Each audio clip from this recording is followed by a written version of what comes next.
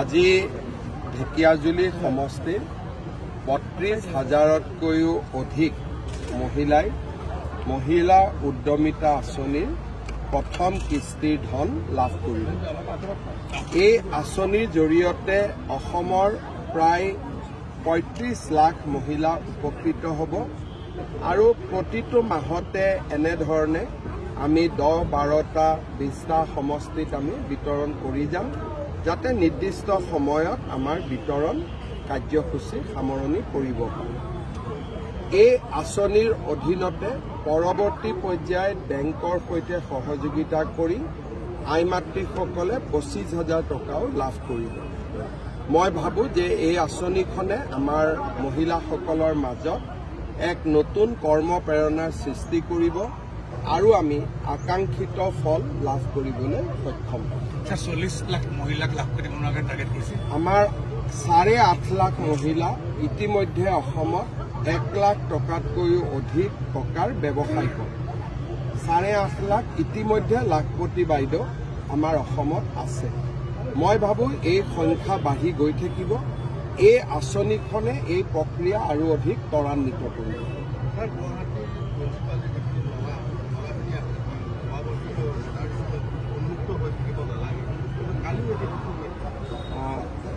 আজি আমাৰ চিফ ছেক্ৰেটাৰীক মই কৈছোঁ যে ছেটেলাইট দি চাব লাগে ক'ত ক'ত নলা উন্মুক্ত হৈ আছে আৰু আমি নিশ্চিতভাৱে তাৰ ব্যৱস্থা ল'ম। কিন্তু গুৱাহাটীৰ মহানগৰৰ বিভিন্ন স্থানত বিভিন্ন সময়ত আজি যদি ৰাতিপুৱা আমি নলাৰ ফুটপাথত লগাই গ'লোঁ, ৰাতিও চুৰি কৰি লৈ যাওঁ। গতিকে বিষয়টো অলপ সামাজিক সমস্যাও জড়িত হৈ আছে। একেলগে লগ লাগি সমস্যাবিলাক সমাধান কৰিব লাগিব। ১৫ নং ৰাষ্ট্ৰীয় ঘাইপথ চাৰিখাৰীযুক্ত হ'ব নেকি? এতিয়া ইলেকশ্যনত যি চিট পাম এতিয়াতো চবচে বিজেপিৰে ভাল, কিন্তু কিমান চিট পাম, কেনেকৈ চিট পাম এতিয়াই অৱলোকন কৰাটো কঠিন কাম। কাৰণ BTADত বহুত ২৬টা জাতি জনগোষ্ঠী আছে, পাহাৰ বাগিচা, ভূটান সীমান্ত। এনেকৈ ঢেকিয়াজুলি বা গুৱাহাটীত বহি এটা সংখ্যা কৈ দিয়াটো উচিতো নহয় আৰু সমীচীনো নহয়। ১৫ নং ৰাষ্ট্ৰীয় ঘাইপথ কেতিয়া চাৰিখাৰীলৈ? এইটো প্ৰক্ৰিয়াটো বহুতখিনি আগবাঢ়ি গৈছে, কিন্তু ভাৰত চৰকাৰৰ প্ৰক্ৰিয়া অসম চৰকাৰৰ দৰে নহয়। ইয়াত প্ৰত্যেকটো ষ্টেজতে তেওঁলোকে বিভিন্ন ধৰণে আগবাঢ়ি যায়, কিন্তু হৈ যাব। এতিয়া প্ৰজেক্টটো যিহেতু এনাউন্স হৈ গৈছে, প্ৰজেক্টটো হৈ যাব। এটা ৰেলপথ নিৰ্মাণৰ কথা আছিল ছাৰ, যিটো মই ৰেলপথৰ কথাটো আজিয়ে ক'ব নোৱাৰিম, কিন্তু 4 লেনিংটো হৈ যাব। জল জীৱনৰ ঠিকাদাৰসকলে আন্দোলন কৰিছে। জল জীৱনত কেন্দ্ৰীয় চৰকাৰে পুঁজি মুকলি কৰি দিয়া নাই। আঁচনিটোত বিভিন্ন ধৰণৰ তেওঁলোকে পৰীক্ষা নিৰীক্ষা কৰি আছে আৰু তেওঁলোকে যিবিলাক স্কিমত ভাল কাম হৈছে তাতে নিশ্চিতভাৱে পুঁজি বিতৰণ বা পুঁজি মুকলি কৰি দিব আৰু যি স্কিমত ভাল হোৱা নাই তাতে হয়তো অসুবিধা হ'ব। তেওঁলোকে এতিয়া বিভিন্ন তৃতীয় পক্ষৰ দ্বাৰা স্কিমবিলাক এছেছ কৰি আছে। ২জনমান মৃত্যু হৈছে। এইটোৰ লগত মৃত্যুটো কোনো সম্পৰ্ক নাই। মই গোটেইখিনি কণ্ট্ৰেক্টৰকে মাতি আনি প্ৰাগজ্যোতিষ অডিটৰিয়ামত সকলোকে বহাই কৈছিলোঁ যে মাৰ্চৰ আগত স্কিম চেছ কৰক, নহ'লে পিছত টকা পোৱা দিগদাৰী হ'ব। গতিকে মোৰ দায়িত্বখিনি মই আগতীয়াকৈ পূৰণ কৰি থৈ দিছোঁ। তাৰ আপোনালোকে ভিডিঅ' ক্লিপিঙো চাব পাৰে। মই সকলোকে মাতি আনি কৈছিলোঁ যে মাৰ্চৰ আগত শেষ কৰক, নহ'লে তাৰ পিছত দিগদাৰী হ'ব।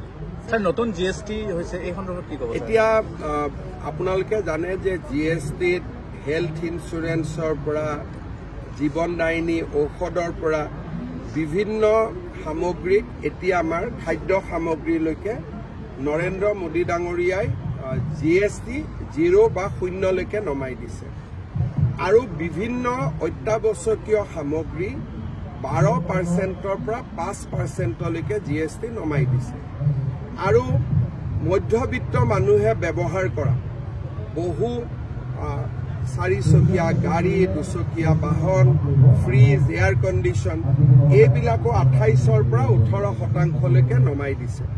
গতিকে মই ভাবোঁ যে দৰিদ্ৰ আৰু মধ্যবিত্ত সমাজখনলৈ ই নৰেন্দ্ৰ মোদী ডাঙৰীয়াৰ এটা বিশাল উপহাৰ। ৰাইজে ইয়াক নিশ্চয় আদৰণি ল'ব। আগতে 12 লাখ টকালৈকে টেক্স ৰেহাই, এতিয়া GST ৰেহাই। সাধাৰণ মানুহৰ প্ৰতিটো কথা মোদী ডাঙৰীয়াই শুনিছে আৰু মোদী ডাঙৰীয়াই সকাহ দিয়াৰ ব্যৱস্থা কৰিছে। স্যাৰ 10 ছেপ্টেম্বৰৰ পিছত আপুনি ক্ষমা খুজিব লাগে বুলি গৌৰৱ গগৈয়ে কৈছে, কি ক'ব?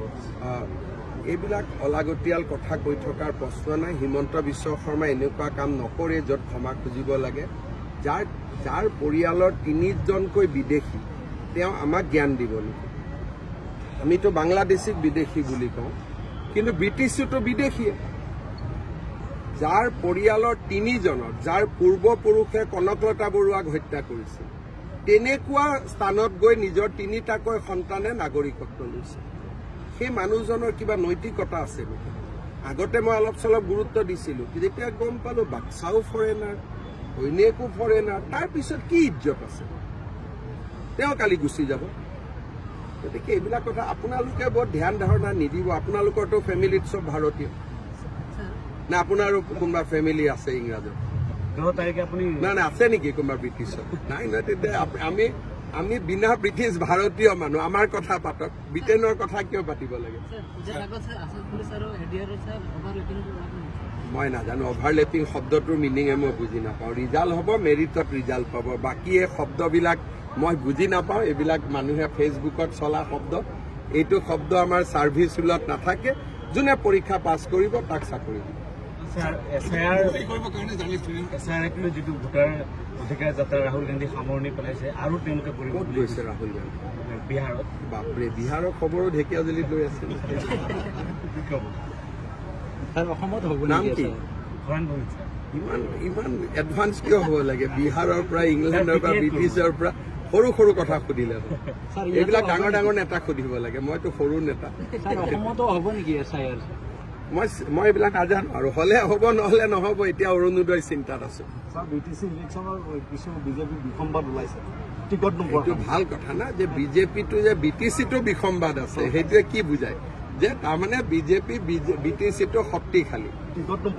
তাকে কৈছো, বিজেপিৰ টিকেটৰ কাৰণে ইমান আবেদন অহাটোৱে আমাৰ প্ৰথম সফলতা। বিসম্বাদটো আমাৰ দ্বিতীয় সফলতা। যে তাৰমানে বিজেপিৰ চাৰ্নিং আছে, বিজেপিৰ নামটো মানুহে আলোচনা কৰিছে। এইটো আমাৰ দ্বিতীয় সফলতা। তৃতীয় কি হয় দেখা যায়। হ'ব, ঠিক।